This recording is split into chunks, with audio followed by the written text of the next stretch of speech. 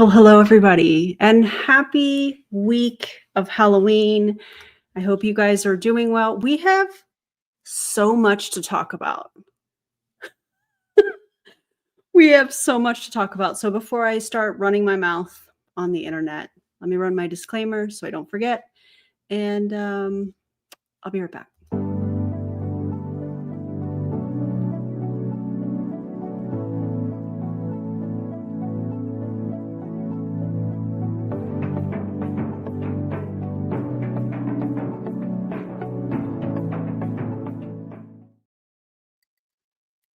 These are aggressive. Will I keep them on? I don't know. We shall see. But thank you guys. I appreciate you so much. I see that we have a new member. So you already know we have to kick this thing off with the appropriate welcome and a Catwoman shoulder smolder. So wait, that's the wrong one. But also Aunt Mel, member for 17 months. Thank you so much. What am I? I can't even click on what I need to with these gloves. This is what I meant to click on. Cheryl, welcome. Thank you so much for becoming a member. I appreciate you. And where's my situation here? Here it is. We'll get the claws involved. Thank you so much for becoming a member. I appreciate you. And there was a couple other things. Hold on before I get ahead of myself. Aunt Mel, again, thank you for being a member for 17 months. I appreciate you. I get nervous when I have to adjust this mask with these claws, but hey. And also Aunt Mel, thank you so much. I appreciate this this super chat. And I do have my Dr. Pepper that we're going to open here shortly, but I feel like it's been a while since we've played the Dr. Pepper soundbite.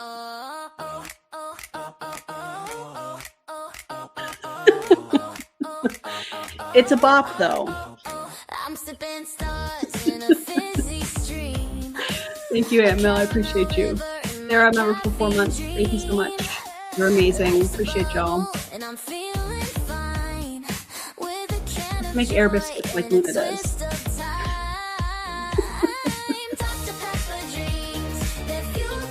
It is a vibe.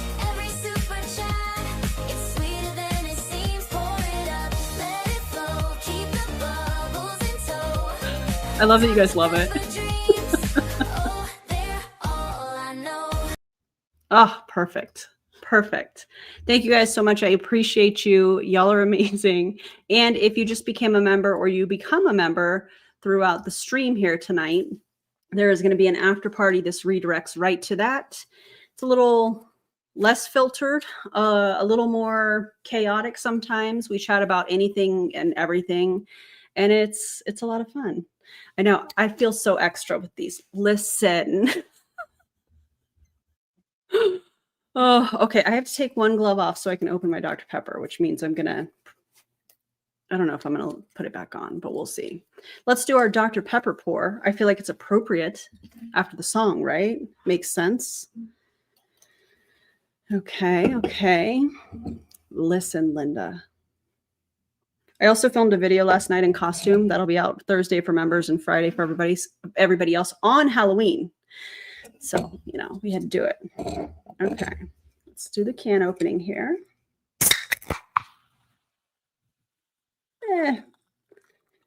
We're all here for the pour anyways, aren't we?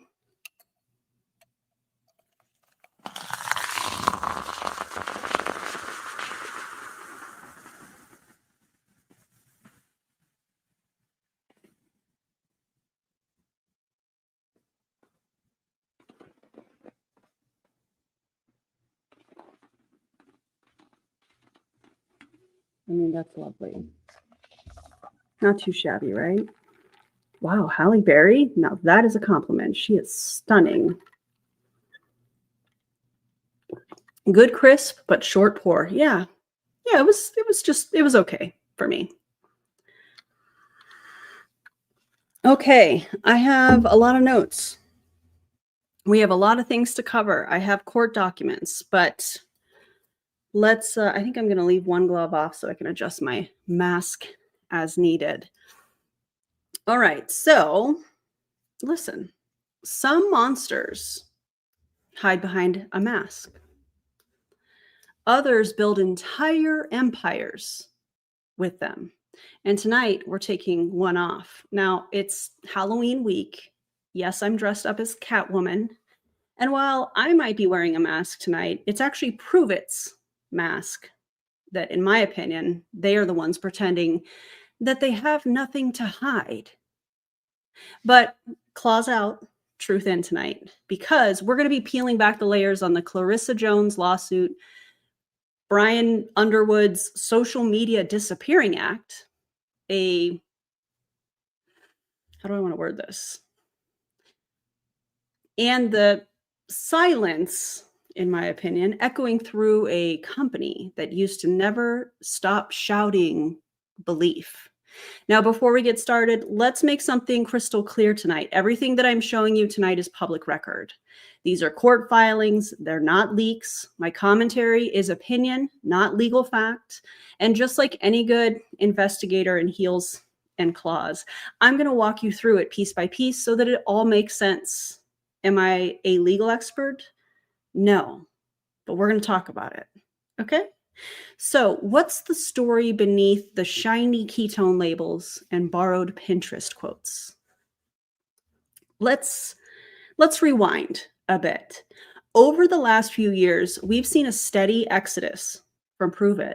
Top leaders leaving quietly. Some of them were sued, others were not, which I find fascinating still to this day. Big name distributors, influencers, leaders, whatever title they were using that week, have been quietly sliding out the back door to join new companies. You might remember the Rutherford cases. I said cases plural because there were two of them. Lawsuits that raised serious questions about pay structures, behavior with leadership, and accountability. Do you remember in the first lawsuit? Was it the first one or the second one? Where it was the first one. He admitted to that special handshake deal with Brian Underwood, where Brian would emphasize or platform Michael Rutherford, and then Brian would get, the CEO of Pruvit, by the way, would get a percentage of his downline check. Do y'all remember that? And the reason that we know that is because that was included in lawsuit 2 or something like that. I feel like those two lawsuits, that's a new one. Lawsuits. Anyways, I feel like those two lawsuits were warning shots. That's not a compliment, Rutherford. Relax. Okay. Then came a steady stream of exits, and a lot of them, what company did they go to? Amare. Some have gone to some other companies, but a lot of them have gone to Amare. Some have started their own coaching programs. What are they coaching? I have no idea. It makes no sense to me. I probably will do a follow-up on that. What is his name? Brian Vaughn, whatever. The night pictures in the background or whatever on his Instagram, real cute. That's sarcasm. Anyways, and now we're here. The lawsuit that might just pull the last thread to the unraveling of Pruvit, in my opinion. Clarissa Jones, a former corporate employee at Pruvit's headquarters, filed her lawsuit earlier this year. She alleges harassment, assault, and wrongful termination. And according to her filing, one of those incidents happened at headquarters, aka the corporate office. Now, that's not off duty. That's on the company's watch, if that is what happened, because that's what she's alleging. And that matters because all companies have a legal responsibility to keep employees safe. You can't build a brand on community and culture while ignoring the safety of the people behind it.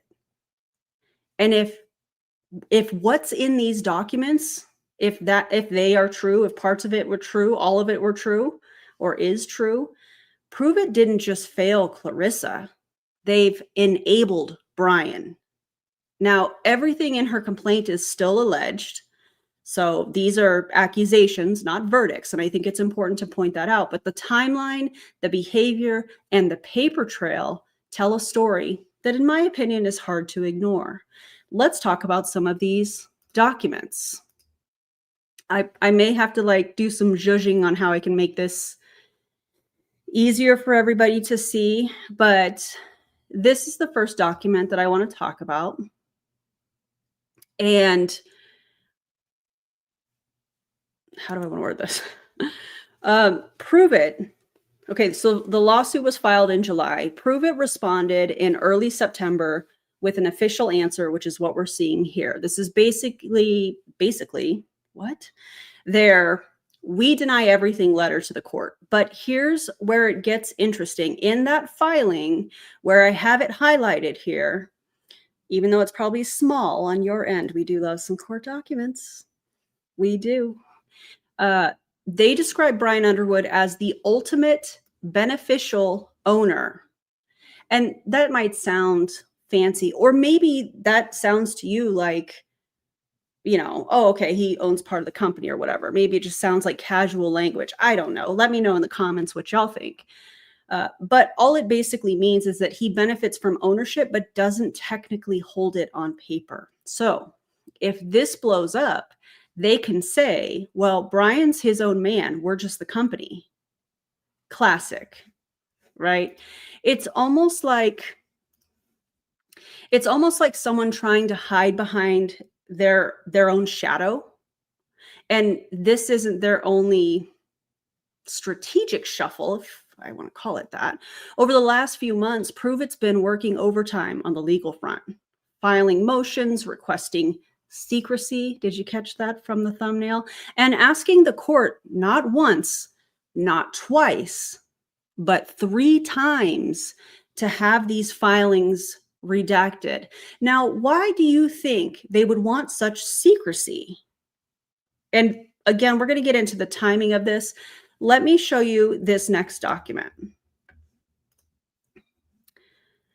Okay, so this is this was filed on 10/23/25. This is Pruvit's motion for confidentiality and to compel discovery before discovery even starts. It's a legal equivalent of locking the door before the party even starts. That's what this is doing, in my opinion. They've filed motions to compel discovery, which is basically legal terms for make her give us everything. And they've filed what's called a confidentiality order, which in simple terms lets them label nearly anything as secret to keep it out of public view. That is important. So if Clarissa has photos, text messages, videos, screenshots of the Slack messages, things of that nature to show what happened, those could be the very things, in my opinion, that Pruvit might be trying to bury under trade secrets. And I have to ask, what trade secrets could possibly exist in a harassment and wrongful termination lawsuit? The formula for alleged predatory behavior? Like, I don't understand what trade secrets, plural, could be if we're talking about this type of a lawsuit. But y'all let me know what you think in the comments, because that's wild to me. Or maybe this is just their formula, or a formula that they're following for damage control. After all, this is the CEO that they're talking about, right? So I have all of that highlighted there. Oops, wrong thing. I'm getting ahead of myself. Let me see. Yeah, we do love some court documents. Yeah, agreed. No one was safe in this crazy company. I'm glad that you got out. I'm glad that we got out. Trying to hide behind a mask. Protecting the company from the CEO. Wild. Yeah, it really is. Gotta love the tying themselves in knots behavior, or should that being tying themselves in loopholes? Touche. 3 times a cat lady. That's some of the slimiest slime that ever slimed. Absolutely. Oh, time change. Cat, right? Because I know the names are different. YouTube did something completely different. The secret formula. Insert Plankton's voice. Oh, man. Also this, proprietary blend, how would that be involved in this? Exactly, it's not. It's not. It's a very... I feel like what they're trying to do is keep things very broad so that they can pick and choose what fits that category for them. Hey, DC. Sales opportunity scripts, those super valuable and unique secrets. Mm-hmm. Indeed.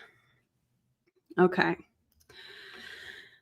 Okay, then we have the next document. Let me look here. Okay, it's this one here.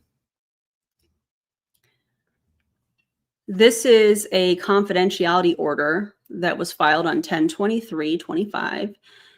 This is the full proposed confidentiality order. It covers any communication or item that they decide to categorize as confidential, they being Pruvit or Brian. It also includes a clawback clause, so they can demand evidence back or destroy it. And this is all before it was filed, or before discovery is how I should say that. Hey, Lushy, what's up? Okay, this order is extremely broad, too broad, in my opinion. It covers any communication or tangible thing that they decide counts as confidential. Now, that could mean emails, internal messages, Slack messages, even security footage. It also includes something called a clawback clause that I mentioned a second ago, which basically is if they accidentally hand over something damning, they can demand it back and pretend that it never happened. Now, isn't that convenient, friends? Imagine a magician pulling a rabbit out of a hat and then snatching it back, claiming you never saw it. Because I feel like, in my opinion, that that's what Pruvit is trying to do here. But what do you guys think? What do you think? Filed 2 days ago. We stay on it. Appreciate you. Yeah. What do y'all think? Do you think that this is... Okay, let me ask you guys this. Do you think that... How do I want to word this? Let me ask it a different way than what I was originally planning. Why do you think Pruvit is trying to blanket this before discovery even happens? Why do you think that might be? This is just opinions, because we are here to do commentary. That's what we're doing here. So what do you guys think? My dog is yelling at me. I hope you and your dog have a great walk. Let me know what you guys think. So no one can prove it. Listen, your cat picture, we're matching. Your cat and I. Damage control, they know he's guilty, in my opinion, because there's so much more. That part right there. This comment, I can't even make a fist. Because there is so much more. Because of the merger, which we're going to talk about here in a second, certainly the Melaleuca lawyers have their grubby hands in this. Perhaps. They already have a I can't say that word. I can't. We're just going to keep it moving. They already have quite the internal paper trail that they're like, oh, we need to bury this. Interesting. I'm a bookkeeper. Rule number 1, cover your own butt. The gloves are killing me. Aren't they hilarious? I think they're so funny. Oh my God. Oh, it's not you. It's a me thing, not a you thing at all. that for some reason, that word was giving me a bad time tonight. This right here. Yep. You need these? They're so fun. They come all the way down. Oh man. Links to liqueur. Terry liqueur. The real question, has Luna seen the gloves? Luna has seen the gloves and the costume, and she could care less. Now, I'm a little worried about Stormy. She's our aggressive, not aggressive, temperamental. She's a little bit temperamental. Leo doesn't care, but Stormy's eyes got a little big, like, what? Excuse me? When I walked out last night. So I don't know. It's going to be interesting. I think maybe they're also trying to scare others from talking. This right here, and I'm going to elaborate on this in just a little bit. I think these are all great theories. I guess we can call them theories, right? Okay, let's see. Now we have this next document. And this document, also filed 10/23/25, this is the receipt showing that they served Clarissa's lawyers the motion and order the same day they filed them, proof of how fast and coordinated this move was. Almost premeditated, in my opinion. You know?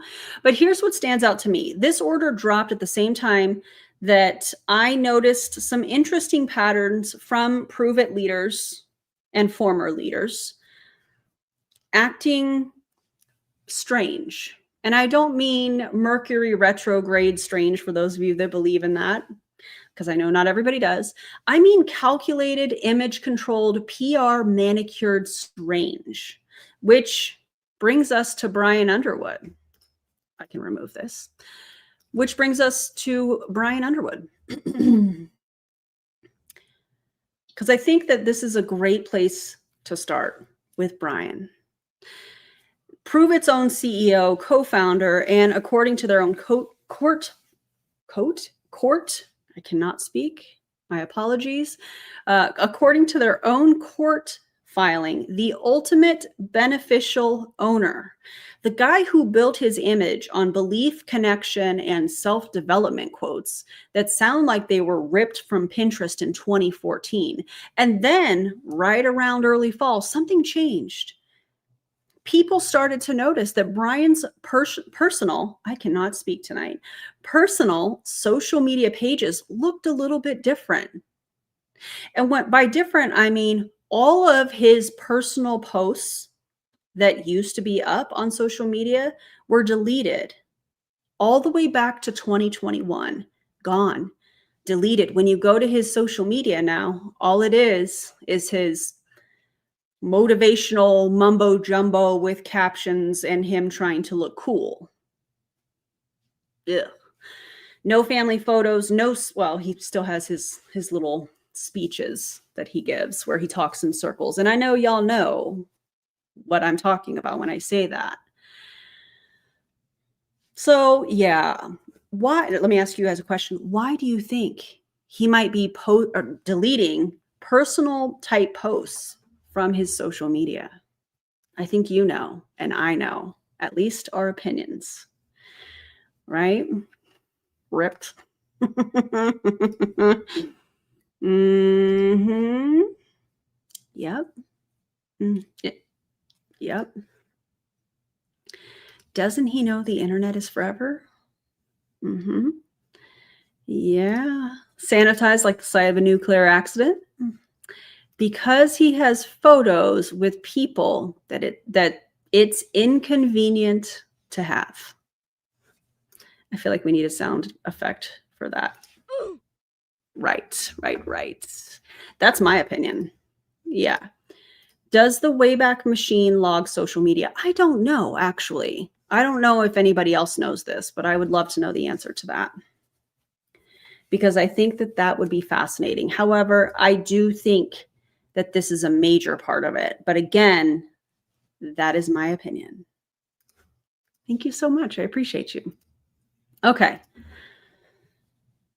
I don't feel like you delete 4 years of posts because you suddenly hate your feed. I don't feel like you would scrub your image that aggressively on your social media pages unless you're worried about what people might find. Or, just like was mentioned a second ago, what those posts could be tied to.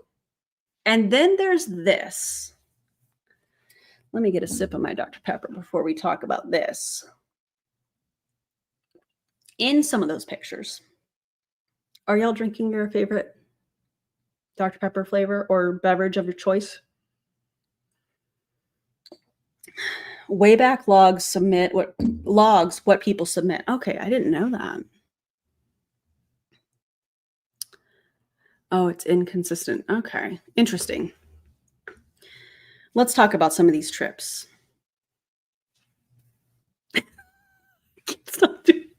Let's talk about some of these trips. I'm laughing at what I'm doing, not at the content, just to be clear.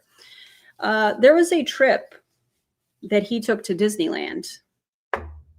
And according to people close to the company and plenty of screenshots floating around online, Brian has in the past taken at least one trip to Disneyland with his kids and a promoter or a former promoter who appeared to be very close to him. Now, I'm not here to speculate on what their relationship was or was not at the time. However, if these photos were still up when this lawsuit was filed and then conveniently disappeared along with anything else, or everything else, excuse me, you start to wonder what story that deleting of that picture tells. It's possible he's rebranding, right? Come on. It's possible maybe his lawyers advised him to clean house, or maybe, just maybe, it's possible he didn't want the public seeing the version of Brian that existed before all of this started unraveling. Either way, when a CEO goes on a deletion spree at the same time as companies fighting a confidentiality order in a lawsuit, I feel like it doesn't look like confidence. What do y'all think? And talking class for the win. Oh my God. Oh my God, that sounds divine. Oh, but it magically finished itself. I don't know how that happens. Oh, I love a good social media scrub, right? Man, wild. I just feel like it looks like damage control to me. And Catwoman's going to translate this. That's not belief.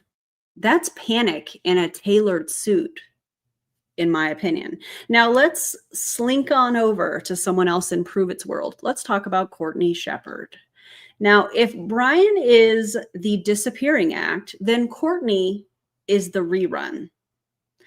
Toward the end, towards close to the end of September and early October, her social media, specifically Facebook, started looping like a broken record. Old videos, old captions, the same clips that you might remember from months ago suddenly started popping up again, reposted like they were brand new. Now, I know because I covered some of those same videos before.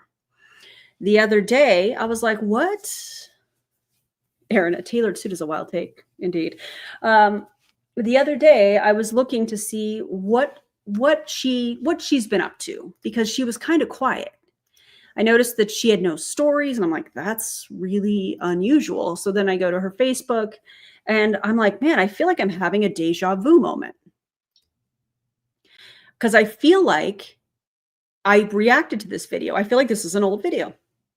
And as I'm listening, she's talking about her extended spiritual fast. Do y'all remember that? Because I do, because I had a whole lot to say about it. It wasn't a spiritual fast, in my opinion. She was trying to brand it that way so that she didn't catch heat, even though she caught heat anyways. And as I'm watching, I'm like, that's old. I started scrolling. That's old.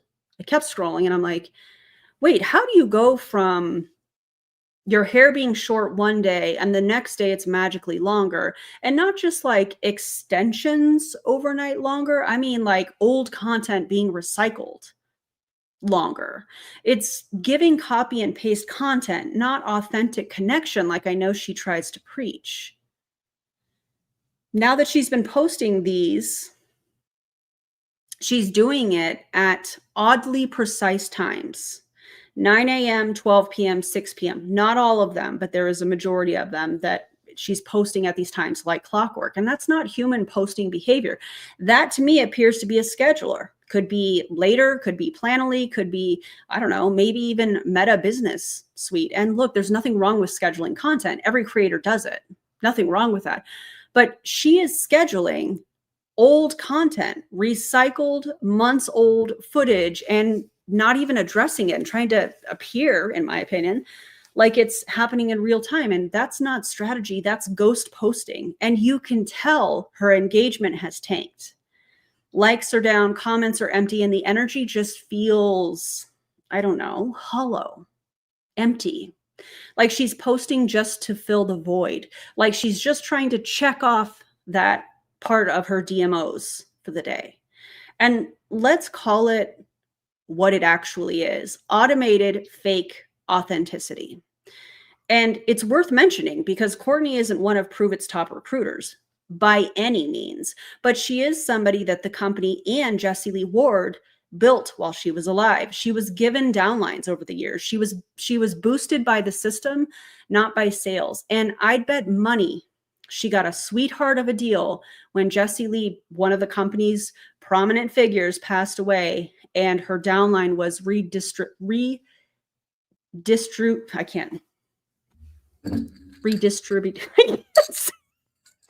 What is broken up? Why can I not say certain words today? What is happening?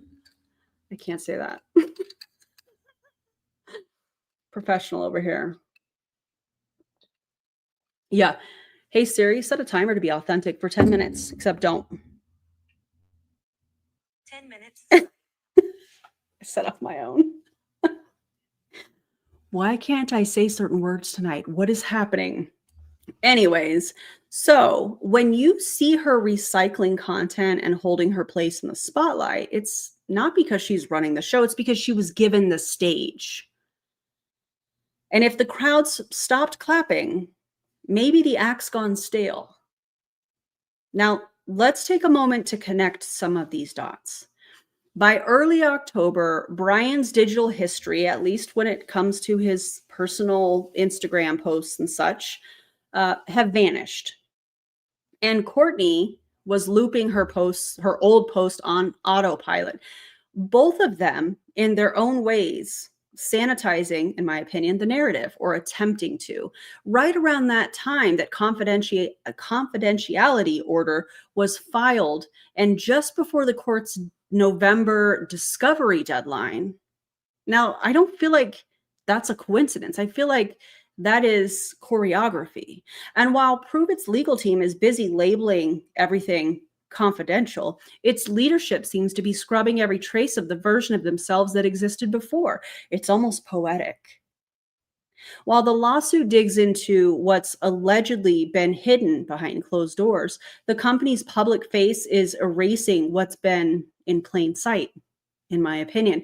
But that's just the start, because while Brian and Courtney are cleaning house, someone else decided to light theirs on fire.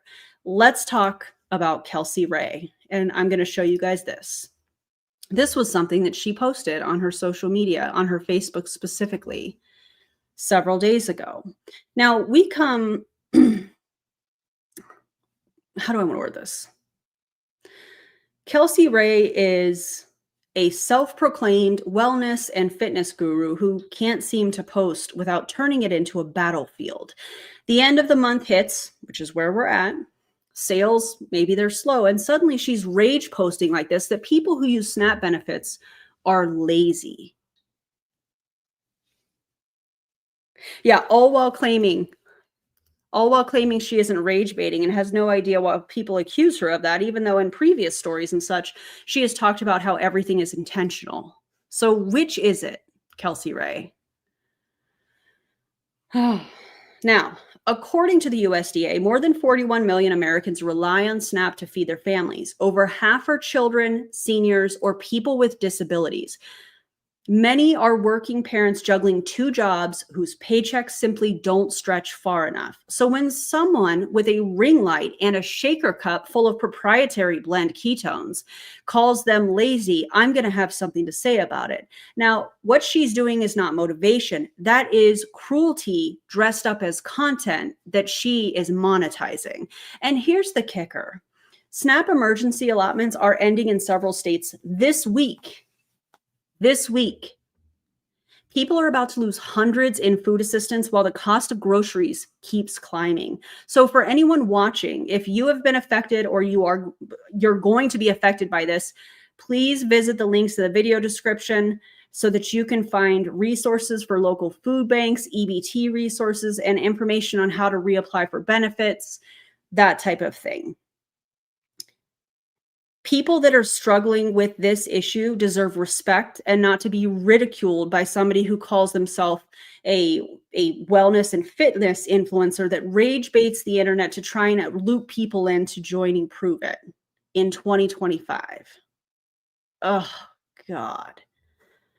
Also this, her privilege is audacious. Also, Kelsey Ray, I hope your day in court tomorrow goes terribly. Maybe when there's an emergency vehicle, you should pull over, because if that were your family member that they were responding to, you would hope that other people would get out of the way so the emergency vehicles could get through to the actual emergency. Disgusting. Ugh. But Kelsey wouldn't, she wouldn't know empathy. She wouldn't know respect because it's not part of the Pruvit comp plan, right? And really, I feel like this is a pattern with her. When outrage spikes, engagement climbs. It's the algorithmic version of pouring ketones on a fire. So yes, Kelsey, your post was technically energizing, just not the way you meant, not in the way that you meant.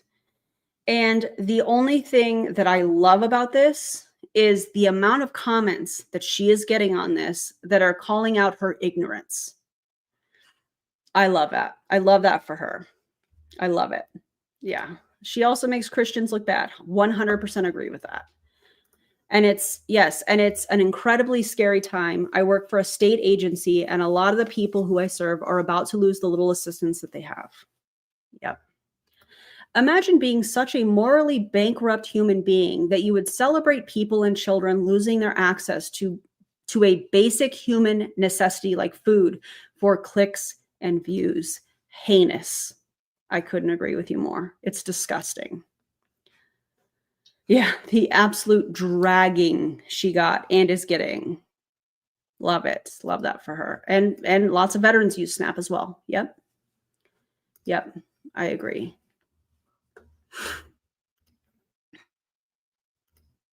Okay. Let's see. While Kelsey Ray was rage baiting, even though she's like, I guess it's called rage baiting, girl. You know exactly what you're doing. Stop it. The company, the Pruvit's lawyers, I was going to say the companies, but Pruvit's lawyers are, in my opinion, trying to close every window in the courtroom before court is even in session. Okay, we have another document. Did I show this one? I don't think so. This is the confidentiality order. This is what they want the judge to sign, saying that it allows them to label nearly anything, they being Pruvit and Brian Underwood, anything as confidential, including emails or videos, and even destroy evidence through a clawback clause. We talked about this. But here's what most people miss, or what I want to really drive home about this. This confidentiality order was filed before discovery even began. Now, that is the legal equivalent of locking the vault before anybody has had a chance to look inside. Normally, these orders come after evidence starts flowing once there's something to protect, but Pruvit filed theirs early, asking to seal potential evidence before Clarissa's team could even request it. It reminds me of what we've seen in other high-profile cases, like the P. Diddy investigation, where sealing motions came early, long before full evidence exchange. Moves like this are usually mean that somebody's afraid of what discovery might uncover, in my opinion. Or who else could come forward once these documents see daylight? I feel like I should say that again. Or who else could come forward once those documents see daylight? Remember earlier, I think it was Kat that mentioned here in the chat, in the live chat, that they're afraid of other people coming forward. I think that that is what this is. Again, that is just my opinion. But this early push for secrecy isn't just about the public. It's about, in my opinion, it's about keeping potential victims in the dark too. So if you are somebody that is a victim in this scenario, or I guess that's how I want to word that, you can contact the legal team for Clarissa. And I don't know if I put that information in the video description, but I will update that. That is one thing I forgot. Did I see that we have a new member? Oh, thank you so much. I love the outfit. Appreciate you. Thanks for being a member for 9 months. And Kay Marie, thank you so much for being a member for 28 months. That's crazy. I think that this was from the Dr. Pepper song. And Sarah, a member for 4 months. Thank you so much. I appreciate you. And we have a new member, Brandy. Thank you so much for joining, and we'll see you in the after party. I only have one glove. Let's do a little Vogue. Thank you so much for joining and becoming a member. I appreciate you. Oh, love that. I hope you're having a great workout. What are you doing? What are you doing at the gym? Tell me everything. Today was a rest day for me. Insane that this is what victims and whistleblowers have to deal with to get justice. I agree. His Facebook is still there, but he's deleting certain things. Oh, thanks, Heather. I appreciate you. 32 months. Oh my God. While we're at it, hey, it's the OG Brandy. Thank you so much, Brandy. I appreciate you. This keeps like moving up close to my eye, and then I feel like I have something in my eye. Yay, I got an MLM recruitment flyer, my Poshmark package, so it was assigned to join. Oh, God. That is in work already. I already have the schedule. I already know where it's at. I already told the husband about it. My parents are going to be in town. I have not told my parents about that, but they may want to go, cause some good trouble. The interesting part about this is that it appears in an email that I was sent. It's sent from Pruvit headquarters, but then it says it's a promoter-sponsored event. So it almost reads like it's a team event. But it's sent from Pruvit headquarters. So I'm not really sure what we're dealing with, but I do have the schedule. So I will be making an appearance. I'm doing the workout for you. I love that. Oh, you're the same Paige. Well, sorry, Paige. I didn't realize. I'm very proud of you. You're doing great.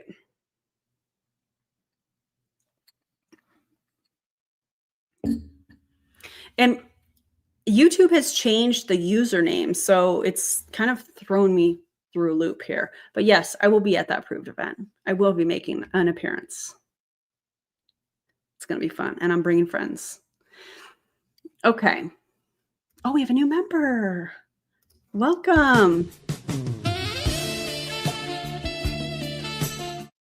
Thank you so much. We'll see you in the after party. I'm very excited about it. And welcome, etc. Kitty. What a cute name. What's Pruvit HQ? That place is boarded up. Say what? It is? I know he was doing, they were doing construction. There's 2 offices. There's the office that has like all of the murals, and then there's another office with a bunch of desks in it where a lot of the staff would work too. I should wear the cat costume. No. Thanks, Truffle85. I appreciate you. Okay. Let's get one thing straight, though. If the allegations in Clarissa Jones' filing, if they are true, the harassment, the assault, the retaliation, Brian Underwood should absolutely be held accountable. 100%. You do the crime, you do the time. You know what I'm saying? But so should Pruvit. Clarissa wasn't a promoter working from home. No, she was a corporate employee. And according to her complaint, at least one incident allegedly happened at Pruvit headquarters. That means it's not an off-duty issue, according to her complaint. It's a workplace issue, and a company has a legal duty to keep its employees safe. If those boundaries were crossed inside that building, that's not just one man's behavior, that's a corporate failure. Now, here's where it gets even more tangled, I feel like. Pruvit's answer to the lawsuit tries to distance the company from Brian, painting him as he's somehow separate, just an ultimate beneficial owner. Yet he's the face of every event, every product, every rally, everything. Okay, I'm going to show this. I think I showed this document already, but I want to show it again. Is this the right document? Yes. This is the document where in the highlighted section, it shows that he is identified as the ultimate beneficial owner, which is a legal loophole to say that he benefits from the company but isn't directly listed as its owner. This is how they're, in my opinion, trying to separate him from corporate liability, because you can't build a brand on a man and then pretend he's not part of the brand when things go wrong. You can't sell the mask and then deny the face. You know what I'm saying? That's wild. All this secrecy raises a question for me. What exactly does Pruvit not want people or potential witnesses to see? Because in this document, and I'm showing this document again, hang on a second. In this document, where is it? Here it is. Yeah, in this document, let me back up. According to Clarissa's original July filing, there were mentions of gifts that Brian allegedly sent her. Combine that with these new confidentiality requests, and you start to wonder, are there photos, videos, messages?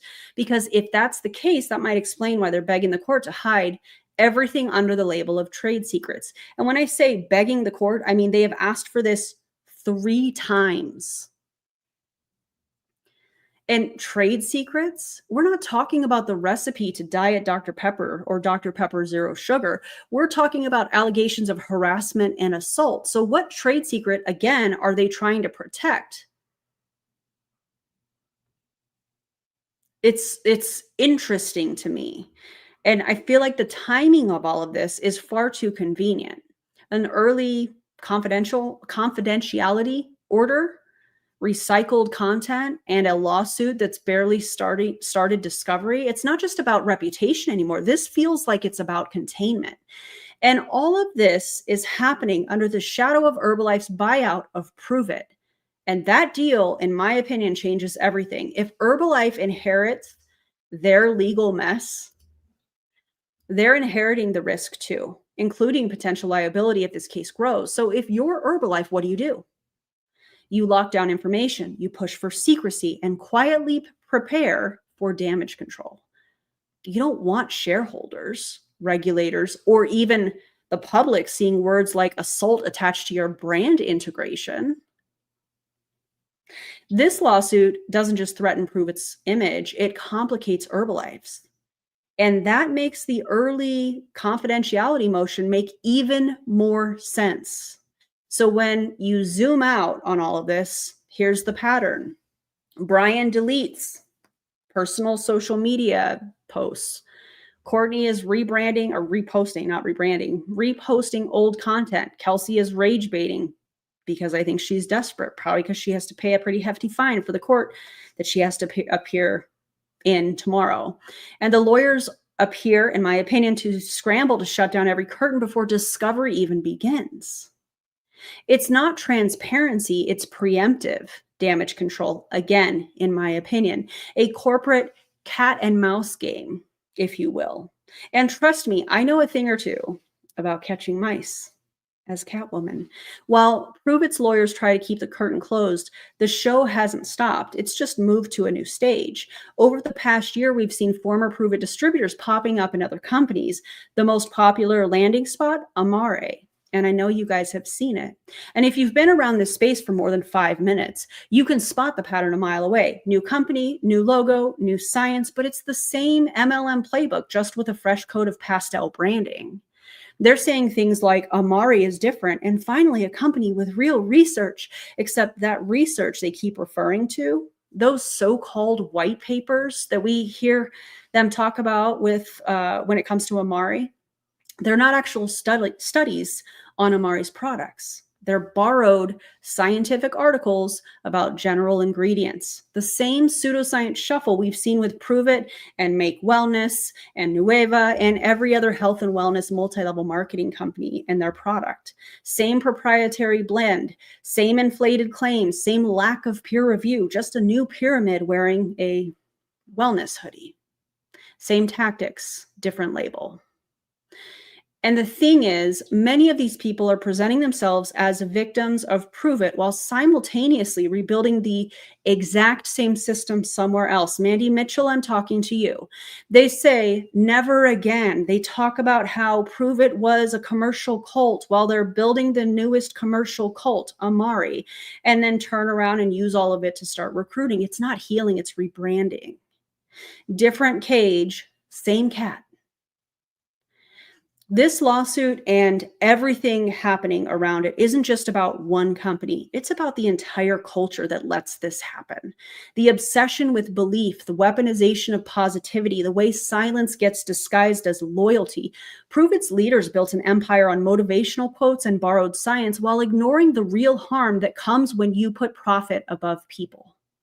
Now that the cracks are showing, they're trying to patch it with secrecy, distraction, and denial.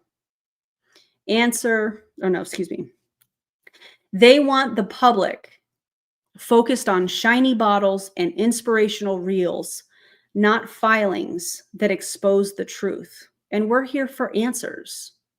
Here's the thing about the truth. You can't trademark it and you can't bury it forever. And what is it that Brian says? What's the quote? The truth is undefeated, right, Brian? Every deleted post leaves a shadow. Every recycled story still's the same timestamp. And every person brave enough to speak up adds another light to the darkness that they're trying to control. What's happening with this case is extremely serious. According to Clarissa Jones' filings, she was a corporate employee, not a promoter, and the alleged assault happened at Pruvit headquarters. If those allegations are true, this isn't just a moral failure, it's a company's legal responsibility violated. And if Pruvit thinks labeling that confidential will protect them, they're wrong. Because once victims start speaking, and I hope that they continue to do so, no confidentiality order can stop the echo. Brian Underwood isn't the whole problem, even if he's the one in the spotlight. If everything alleged happened, he should be held accountable, but so should the system that enabled him. The company, the culture, and the silence, they're all part of the same mask. And tonight, that mask is slipping. The funny thing about a mask, they don't protect the guilty. They just delay the reveal. You can delete the posts, you can recycle the footage, you can hide behind confidentiality clauses and belief quotes. But I was going to say from Pinterest, but I already said that. But the truth has claws, and eventually it leaves marks. This case is far from over. Discovery hasn't even started, and when it does, I have a feeling we'll possibly see how deep the scratches go. So to anyone still watching from behind the scenes, hoping the spotlight doesn't hit them, I don't mistake silence for safety, because justice doesn't need a mask. If I was going to say something else, and I'm not going to say that. It just needs someone willing to keep the light on. If you're one of those people who values facts over filters, please make sure that you that you like this video, leave a comment, and subscribe before you slink off into the night. When the stream ends, you'll be redirected straight to the members only after party. We're keeping it cozy, unfiltered, and maybe just a little more chaotic over there.